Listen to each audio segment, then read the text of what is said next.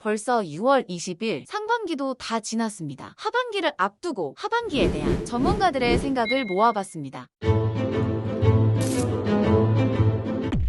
하반기로 갈수록 금리 인상이 계속적으로 빠르기 때문에 역대급으로 금리 인상을 해왔기 때문에 분명 효과가 있을 거다. 그게 첫 번째. 그다음에 위험 시그널이 그때부터도 일부 나타나기 시작했었거든요. 그래서 그런 것들을 말씀을 드렸었고, 그다음에 이런 것들이 영향을 미치면 미국의 아무리 견고한 소비나 고용도 하반기 갈수록 둔화되고 이것이 여차해서 좀 과한 그러한 정책이 되면은 사실은 침착할 수도 있다. 네. 말씀을 드렸던 이제 그런 근거를 말씀을 드린 거고요.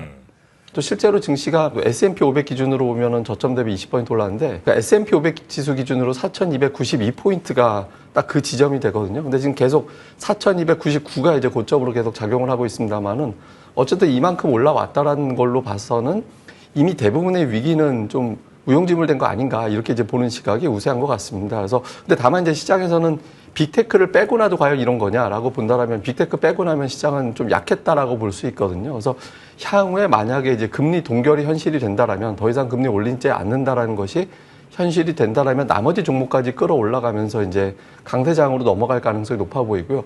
추가 금리 인상이 뭐 한두 차례 더 이어진다라고 보면 아마 이제 20% 4,300 부근에서 이제 S&P 500 지수가 막힐 거로 보여지는데, 현재로서는 저는 이제 전자 쪽, 그러니까 금리는 동결 가능성, 그다음에 증시는 조정 후에 재차 상승하면서 강세적으로 좀 넘어갈 가능성이 조금 더 높지 않나 이렇게 판단하고 있습니다. 네.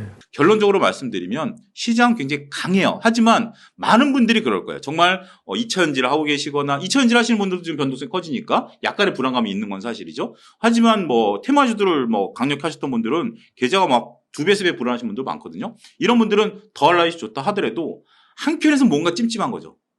야, 미국이 또 추가적으로 금리 올리는 거 아니야? 야, 이러다가 또 경제가 수직 급락하는 거 아니야?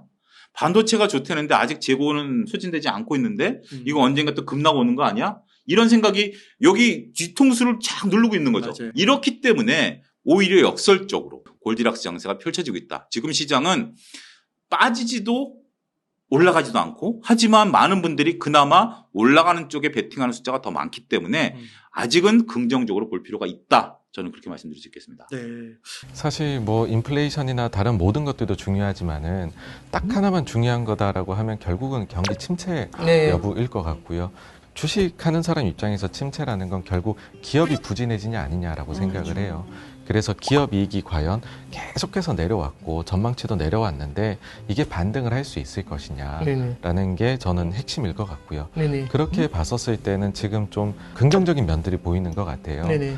최근에는 우리나라도 그렇고 미국도 그렇고 그 기업 이제 향후 12개월 전망치가 바닥에서 조금씩 올라가고 있는 이런 부분이 좀 이어지면 좋지 않을까. 그러면은 실적이 좀 이끄는 장세로 넘어갈 수 있겠다. 이고 그러면 그것이 이제 넓게 봤었을 때는 어디에서 연유하는 것이냐라고 하면 저는 첫째는 이게 중국인 것 같아요. 네. 그러니까 중국이 워낙 작년에는 제로 코로나를 하면서 너무 힘들었는데 생각보다 이제 위드 코로나를 별다른 부작용 없이 하는 것 같거든요.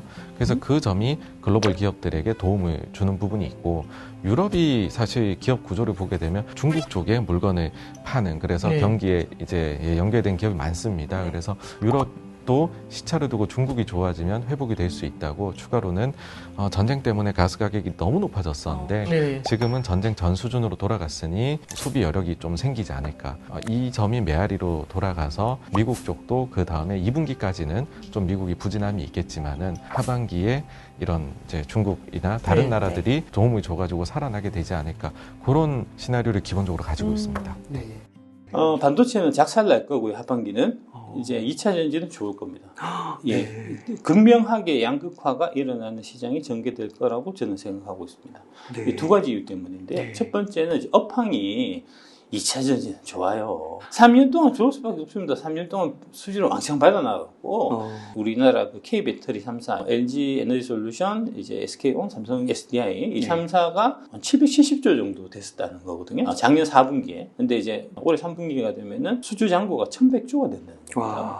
어마어마하잖아요. 지금 일감이 물밀듯이 쏟아지고 있거든요. 그러니까 이쪽 산업이 안 될 수가 없어요. 그에 비해서 이제 반도체 같은 경우는 최근에 이제 좋아진다, 앞으로 좋아질 거다. 뭐 얘기 계속 나오고 있는데 좋아지기는 개뿔 좋아집니까? 안 좋아집니다. 택도 없습니다. 그거는.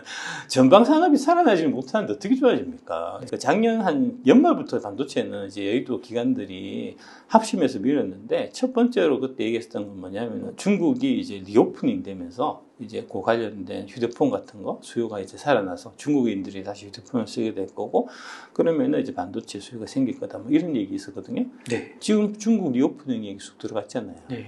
실제로 휴대폰 쪽에서 이제 그 반도체 수요가 회복될 기미가 없어요. 지금도 업황이 되게 안 좋고 그다음에 떨어져야 맞는데 안 떨어지는 거는 이제 엔비디아발 이제 AI 뭐 이런 쪽으로 해서 그런 이제 기대감 때문에 오는 네. 건데 그 하이닉스가 그 AI 쪽 관련된 반도체 매출이 2%밖에 안 된다고 그 그러잖아요. HRM인가? 예, 2% 갖고 누구 고집치겠습니까? 네. 그러니까 안 된다니까요. 일단 업황 자체가 지금 반도체는 개판이고 하반기에 2차 전지와 반도체가 동반 상승하는 장세가 펼쳐지고 이렇게 네. 얘기하잖아요. 4월 달에는 그렇게 얘기 안 했어요. 2차 전지 이제 많이 올랐고 꺾였으니까 이제 반도체가 가야 될 타이밍이다. 맞네요. 2차 전지 팔아서 반도체로 갈아타라 그랬잖아요. 맞습니다. 그러다 2차 전지 올라가니까 계속 그 얘기를 할 수 없어갖고 네. 지금 하는 얘기가 이제 좀 양보해갖고 그러면 반도체랑 2차 전지랑 같이 가는 걸로 하자 이런 식으로 얘기하는 거잖아요. 네. 그게 되겠습니까? 그 다음에 이제 두 번째로 밸류에이션 측면에서 보면 지금도 2차 전지는 특히 이제 뭐 딴 건 모르겠고 제가 이제 추천드리는 8종목, 배터리 8종목 지금도 이제 쌉니다. 삼성과 하이닉스는 택도 안 되게 비싸요. 그 밑에 같이 이제 그 따라갖고 같이 움직이는 뭐 이제 뭐 하나 마이크론이라든지 뭐 그 반도체 소부장 주식도 있잖아요. 네. 최근에 많이 오르는 거. 네. 그거 다 고평가입니다. 진짜 택도 안 되게 고평가입니다. 그런 것들.